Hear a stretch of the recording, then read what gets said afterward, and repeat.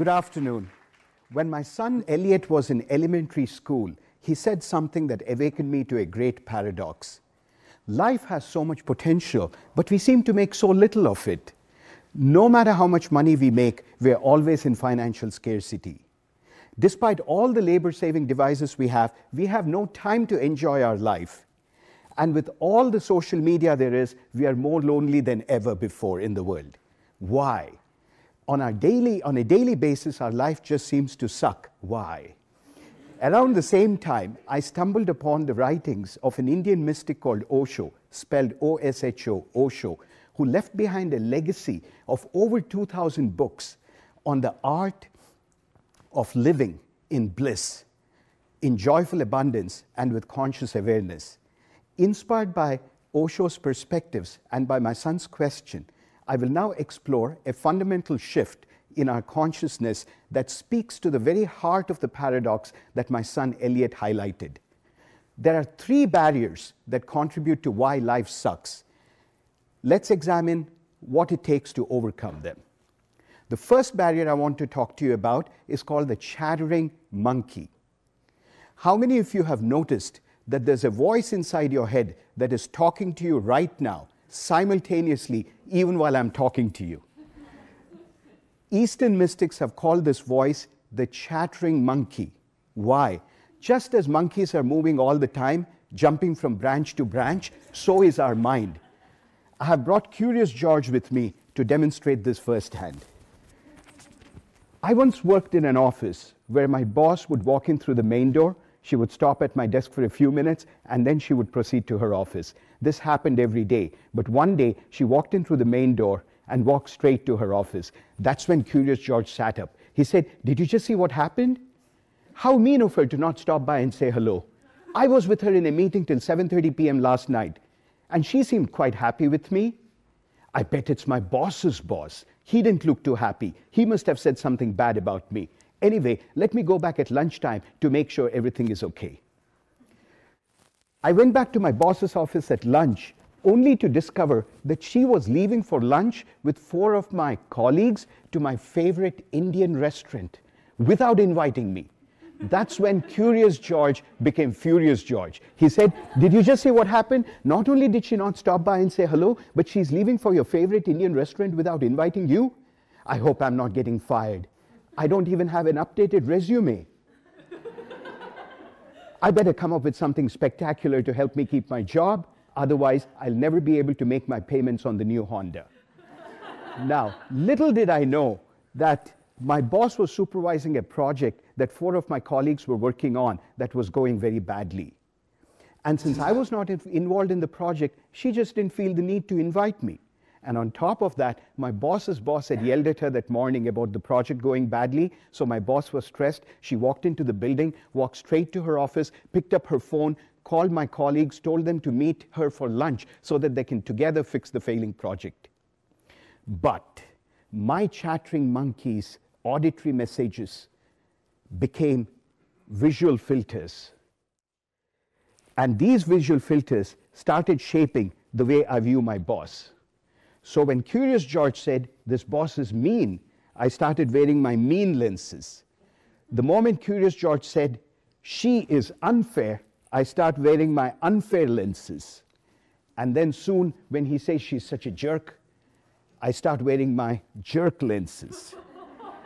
Now my boss looks like a mean, unfair jerk to me. How many of you can see that through these lenses, I will never be able to see my boss for who she is? Now, we live trapped in the psychic prison of the mind. We live encaged in our own private world of stories and interpretations. Even countries go to war with each other based on what their chattering monkeys are telling them. It's only when we go beyond the chattering monkey and we go beyond the mind that we can start seeing reality for what it truly is without all the distortions that our lenses can create. Notice how much continuous inner chatter goes on in your head from the time you wake up to the time you go to bed.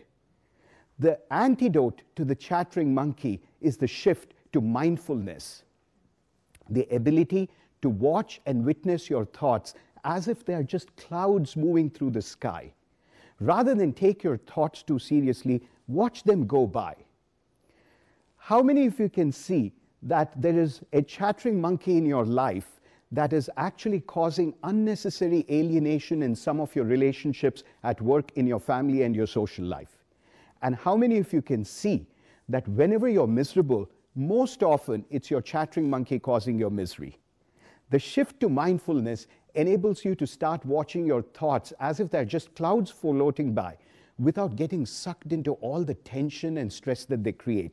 Mindfulness is your ability to know that these thoughts can come and go. You don't have to get sucked into them, and you are not your moving thoughts. You are actually the sky itself, the space of consciousness that holds these moving thoughts. Now, I would like to talk to you about the second barrier. The second barrier is called unsobbed tears. This was a phrase used by Osho to refer to experiences that have produced sadness, pain, and shame. Experiences that we did not grieve fully when they happened, but they wounded us deeply. Hence the phrase unsobbed tears. We carry the sadness within us long after the event. We wear masks sometimes to conceal the pain. I wear 3 masks to hide my insecurities: that I'm nice, that I'm smart, that I'm goofy. How did I come to wear these masks? I was riding on the back seat of a car in New Delhi when I was 9 years old, blabbering away, when someone turned to everybody else in the car and said, "This kid is stupid. He never says anything intelligent." In that instant, my whole world came crashing down. It's no accident that I have earned the equivalent of 4 master's degrees, I have a PhD, and I have published a bunch of papers just to prove that I'm smart. But the irony is that no matter how many degrees I earn, the initial insecurity never went away.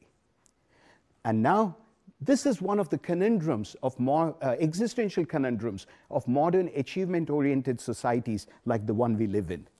Things that happen to us in our childhood and in our teenage years create feelings of insecurity and inadequacy. We try to compensate for these experiences by wearing masks, but the insecurity persists. Look at my life. Someone said I was stupid. I have spent the next 25 years earning multiple degrees, trying to be smart. Now, if I were to tell you that I was trying to be smart, what does it tell you that I decided that I'm not smart? Exactly. This is one of the conundrums and the catch-22s, that no matter how many degrees I earn, if I've already decided that I'm not smart, the degrees will never may allow me to feel smart inside. And in modern competitive societies, we are all struggling in our own ways to be unique, special, and extraordinary. How many of us here would agree that you too are wearing masks, social masks perhaps, to conceal some of the sadness, pain, and shame that you feel inside? Sometimes our relationship with ourselves is fundamentally broken. It's only when we can feel deep compassion for ourselves and for the struggles that we've lived through, and we can love ourselves unconditionally for who we are and who we are not, that this would be the beginning of a planetary revolution. It's only when we can love ourselves fully that we become capable of loving others. How we treat others is a reflection of how we treat ourselves. But if we condemn and judge ourselves, we will never be able to genuinely love and accept those around us. Life just becomes a futile game of condemning one another. But try this instead. Raise your hand if you agree that there is probably nobody in this room who's exactly like you. Now raise your hand if you agree that there is probably nobody like you, exactly like you, in the entire world, in the entire planet. Great. You just confessed that who you are is so unique, so special, and so extraordinary that there's not a single other person like you on this entire planet. Unsobbed tears represent the pain, the insecurity, the sadness and shame that we all carry inside us. We try to become unique, special, and extraordinary, but we forget that each one of us is already unique, special, and extraordinary. There's nobody like us anywhere on this entire planet. This is a powerful shift that can move us from the everyday tension and stress of proving our worth to appreciating the sacredness of ourselves and of everybody around us. If there's nothing else that you remember from my talk, I want you to remember to fall in love with yourself just the way you are. The third barrier that I want to talk about is called robotic somnambulism. Somnambulism is a medical term that simply means sleepwalking. You woke up this morning and you're here where you are now. How many of you would agree that you probably have no recollection of how you got here? Why is this so? Because it's almost as if there's a little robot inside you that is hitting the snooze button, brushing your teeth, eating your cereal, taking a shower, and driving to work, all done mechanically. We are on autopilot. Why does this happen? Our desires transform us into programmed goal-seeking robots. Planning a grand future even as the beauty of this present moment disappears right before us. Believing that we will be happy once we reach our goals is a falsely peddled mentality. As we reach our goals, too often the goalpost just moves. And when the goalpost just moves, it's like we're chasing a point on a receding horizon. We climb a ladder, and just as we are beginning to celebrate, 100 other ladders open up before us. Instead, let us consider another paradigm. Life happens in 3 domains: having, doing, and being. Having consists of all those things you can possess. Doing consists of actions that you take. And being is simply a state representing who you are. Let me give you an example that will remind all of us of something that's very important. Being happy is not dependent on what we do and what we have. I want you to look at this more closely. If you grow up in any of the consumption-oriented societies of the modern world, you are told that you need to have what? Money. In order to do what you most want to do, let's say vacation in Venice, in order to be happy. Although you're told that, how many of you would agree that you could be miserable sitting in a 5-star resort in Venice, and you could be joyous walking your dog and picking up her poop right here in Syracuse? Try another one. How many of you can picture 3 delighted children playing by a garbage dump with a milk carton tied to a string as their only toy, but joyous? And how many of you can picture 3 children in a very prosperous neighborhood with a room full of the most expensive toys, still discontented and unhappy? This only goes to show that being happy is not dependent on what we do and what we have. When we are sleepwalking through life like robots, we forget. We become so busy having and so busy doing that we forget that the very essence of us is our being. We have forgotten our being. We need to shift, therefore, from sleepwalking through life like programmed robots to what? To a deep wakefulness in which we are alive to the miracle of life, celebrating the beauty of this present moment. If we are not conscious of the beauty of the present moment, years of our life will disappear just before us because we are sleepwalking through life. And many of us here have an inner condemner, which is constantly criticizing us and condemning us for not having enough and for not doing enough. This is a very important shift because it reminds us that we were designed to be human beings, not human havings and not human doings. Through this shift, we can remember that being happy is not something that is dependent on something outside, but arises from within.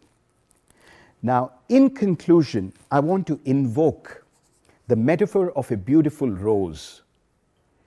To understand the full potential of life, let's think of 4 different stances that we can have towards the rose, as Osho reminds us. Those of us who are business-minded will tend to approach the rose with a calculating frame of mind. How much can I sell this rose for? Those of us who are scientists will tend to analyze the rose by placing it under a microscope after dissecting it. Those of us who are artists will probably admire the beauty of the rose, perhaps by composing a poem about it, perhaps by painting it. And those of us who are mystics will simply celebrate the beauty of the rose, the mystery of the rose. We will celebrate the mystery, the infinite marvel of nature's splendor.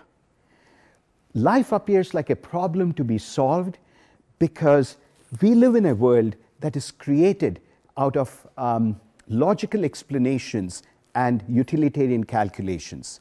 But we must remember not to approach life as a problem to be solved, but instead as a mystery to be joyously embraced. So to go back to Eliot's original question, how is it that life has so much potential but we make so little of it? And why life sucks? In the unawakened state of consciousness, there is a monkey, a robot, and years worth of unsobbed tears within us, inside all of us. But through the shifts that we have discussed, hopefully we can begin to take the steps to start living our life like Osho would have liked us to, in bliss, with conscious awareness, and in a spirit of joyful abundance. Thank you.